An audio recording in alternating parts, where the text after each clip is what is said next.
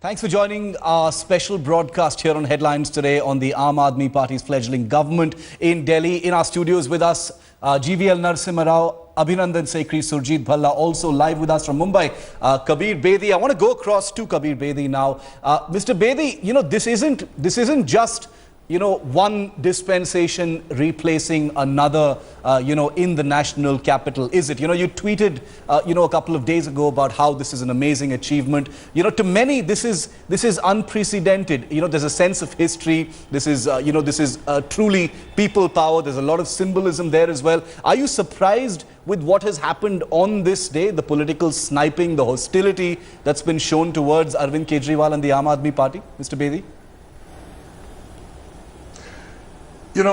It's a historic day. I mean, here's a bunch of idealists that have stormed the citadels of the BJP and the Congress in Delhi and taken over the capital of India.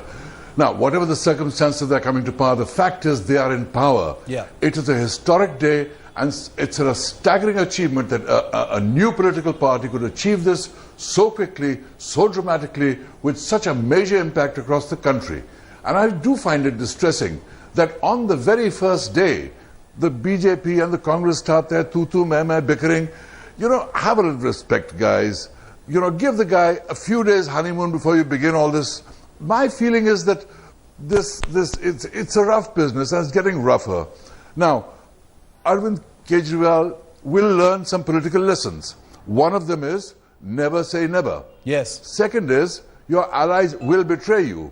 The third is that people are going to make things as difficult for you as possible. So yes, things may take longer than you imagine. But from day one to start making things difficult and start this name pointing and accusing, it just is a lack of grace. More importantly, a lack of appreciation of this amazing achievement that has been pulled off by the Aam Aadmi Party and Arvind Kejriwal and his dedicated band of followers. I think that's one thing that both the Congress and the BJP have been accused of, that they haven't, fully, at least openly appreciated the implications of what has happened today. Shiv Vishwanathan, is this hostility that we're seeing, reserved for the Aam Aadmi Party simply a function of not just its victory in Delhi, but also because of the, very unique implications it probably has beyond Delhi? Absolutely. In fact, if you look at it, both BJP and Congress are like B-grade film scripts.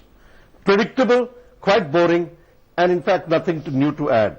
I think the way to treat Arvind Kejriwal is to say that he's an interesting hypothesis. He's going to invent new things, he's going to make mistakes, he's going to muddle through. But as a hypothesis, is much more interesting than the other two parties. I think it is imperative to the Congress that it supports him, because the tryst with destiny speech that Nehru made is being continued by Kejriwal. Congress must have enough sense of history to understand that. This is a new beginning, and this new beginning cannot be betrayed by any party. The Congress has to show patience, and the BJP can bite its nails on one side. I think that will also be an interesting fact of history. You can always depend on Shiv Vishwanathan to say it pretty severely. The BJP and the Congress are like B-grade film scripts, is what he says. Atishi, they may be B-grade film scripts as far as how they've reacted to the things that have happened in the national capital. But let's not forget, these are parties that have done this for far longer, exponentially longer than the Aam Aadmi Party has. They can be worthy adversaries and foes at the best of times. Like Kabir Bedi said, never trust your allies. You may ally with them, but never really trust them. So it's going to be a really rough road ahead. And even the public's not going to be very forgiving as far as errors are concerned, Atishi.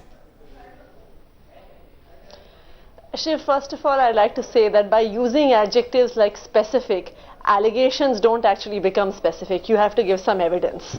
So by Nitin Gadkari saying that, we have some very specific allegations, I don't think really fools anyone. Because I think people have also seen which are the parties that take decisions behind closed doors. Who is the one who goes to five-star hotels and who's the one who has a public referendum? The people are not fooled. You just need to be out in the streets of Delhi to feel the public mood. But I can understand where BJP's allegations are coming from, actually. And I think they're coming from their desperation. It's coming from their desperation because they realize that there is a wave of support for Aam Aadmi Party across the whole country. Just yesterday we had a massive public rally in Haryana.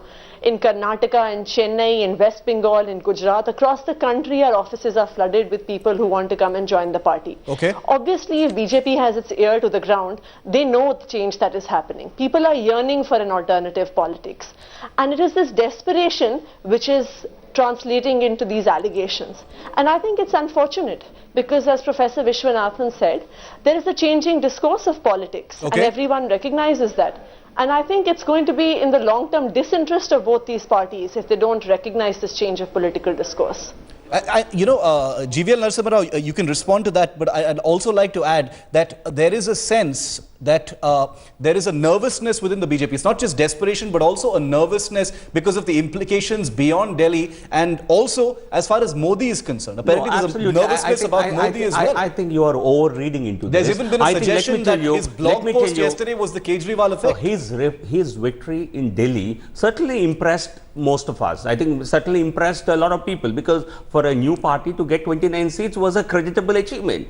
But his credibility lays in tatters today, because he does not, the fact that he is going to bed with the Congress party, the fact that he is really his worst critic he is now trying to do business with, and he is also striking obviously some deals to be in office today. I think that has destroyed, demolished his credibility. Had he not done this, had he not formed a government, possibly I think he could have really played at least a spoil sport. Today, I find he would be an ally of the Congress party. Whether people vote for Congress party or Arvind Kejriwal or Kejriwal Congress, it's going to be one and the same. I don't think people will make any distinction. Another point, Shiv Vishwanathan sees a great film in Kejriwal. Let me say, he has proved to be a great trailer.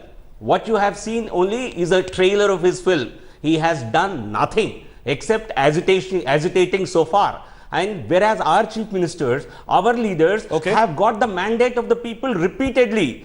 I think accusing, running agitations and coming to power is one thing, and being able to deliver is another. And you obviously see some kind of worries on Kejriwal's face today. I wish him good luck. If he delivers, I think he'll be able to stay where he is. Otherwise, he has only one way to go. That is to go downhill. Barkha Singh, not only was the Congress the worst performing in the Delhi elections, as far worst performing party in the Delhi elections, now there's this overwhelming perception that the Congress party is the monkey on the Aam Aadmi Party's back. Backroom dealings have taken place, and therefore that this is basically just a Congress government with Arvind Kejriwal as its face.